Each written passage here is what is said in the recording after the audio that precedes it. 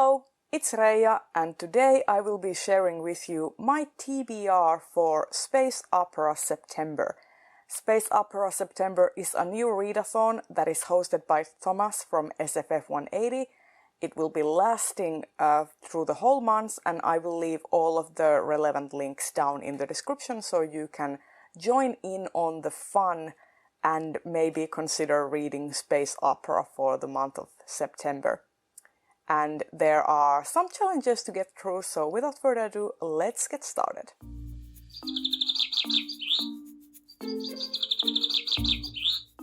The first challenge is to read a novella, and for that I am going to be reading Martha Wells's All Systems Red. This is the very first Murderbot novella, and I also have this on ebook, but I am more of a physical reader and I need that tactile feeling of, you know, having the book and browsing it. So when I saw that my library has physical copies of this, I decided that, okay, now is the time to read it, and I will be reading the physical copy.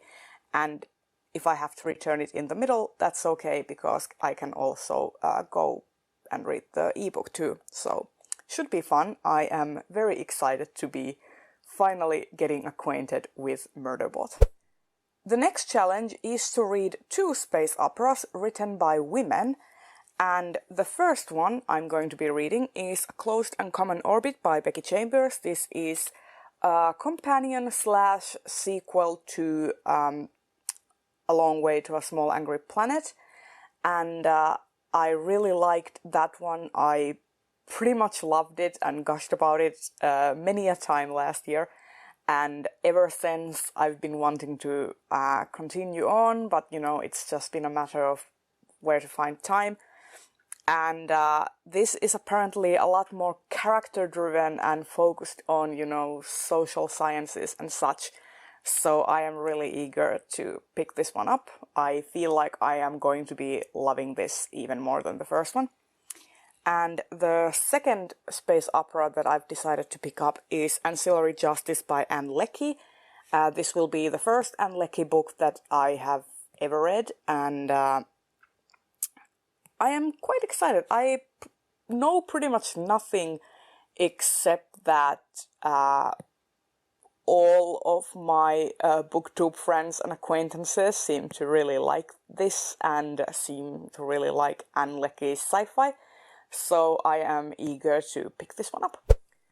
The next challenge is to read a book by a diverse author or a book featuring diverse main characters. So with regards to race, culture, sexual orientation, disability, etc. So for that I am going to be reading Babel 17 by Samuel R. Delaney.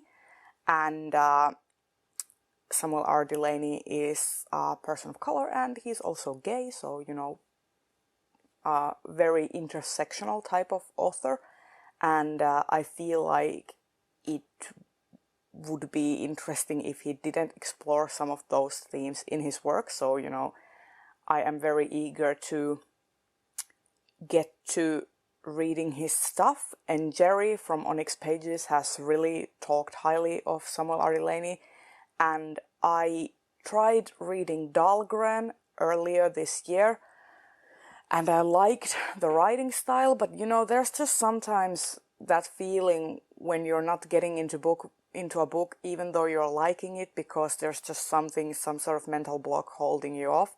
So I'm hoping that a shorter work will kind of ignite that thirst for Delaney, and maybe I'll start reading more of his stuff. And this is pretty short and I'm looking forward to it.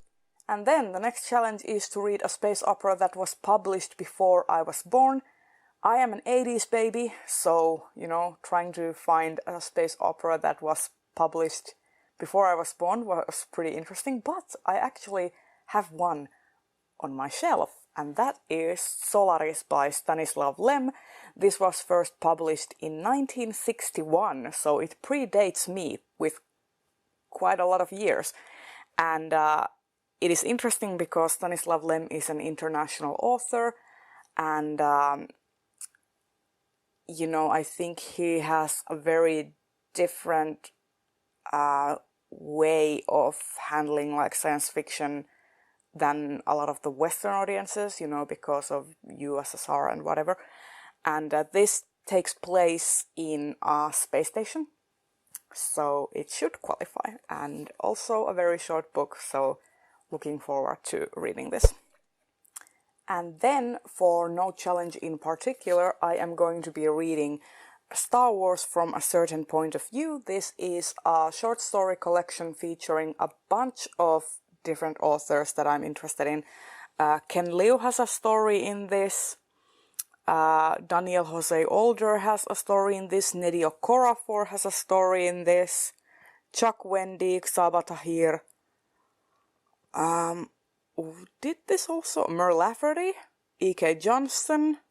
This has a lot of very high-profile authors in it, and I'm normally very skeptic about reading like franchise books, but I like the idea of taking sort of incidental side characters and fleshing them out, because they don't have the same amount of canon presence as, you know, main characters do.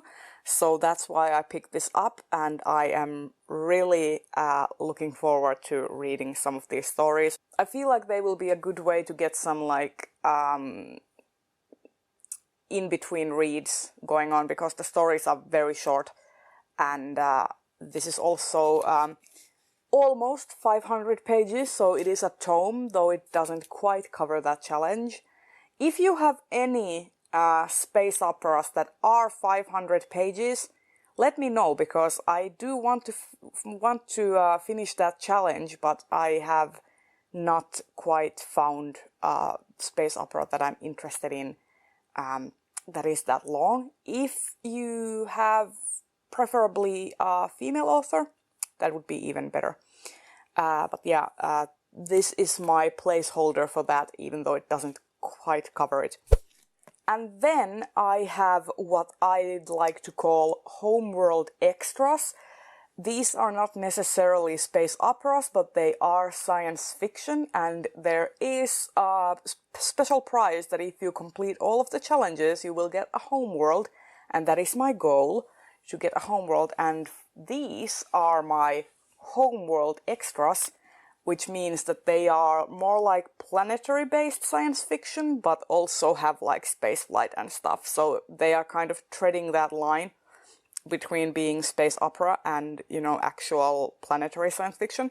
So I have Two Like the Lightning by Ada Palmer. This is about, you know, societal issues and like crumbling power structures and handling like changing governments and stuff. So a very good Homeworld pick, you know, building that space pirate society.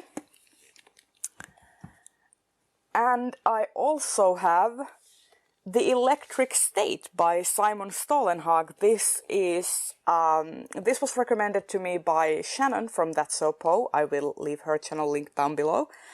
And this is about, you know, basically like post-apocalyptic Earth, but with robots and various other sorts of technology in a sort of like desert landscape and abandoned like cities and structures. I think it's gonna be really interesting, and it's like super like sort of verging on like horror, and it's also an art book, so it's like told, the story is told in a sort of like in short spurts of texts, and art, so I really enjoy that. And there you have it. Those are all of the books that I am planning on reading for Space Opera September and September in general. Do leave me recommendations in the comments for space opera books that are over 500 pages. Currently, I am thinking of reading Children of Time by Adrian Tchaikovsky, because that is a huge chunker, but I'm not sure if that takes place more on the like planet side, or if it actually has like a lot of space travel in it. So do let me know in the comments what I should read for that challenge. And tell me in the comments also if you are participating in Space Opera September. I would very much like to know that. And I will see you in the next video very soon. Bye bye!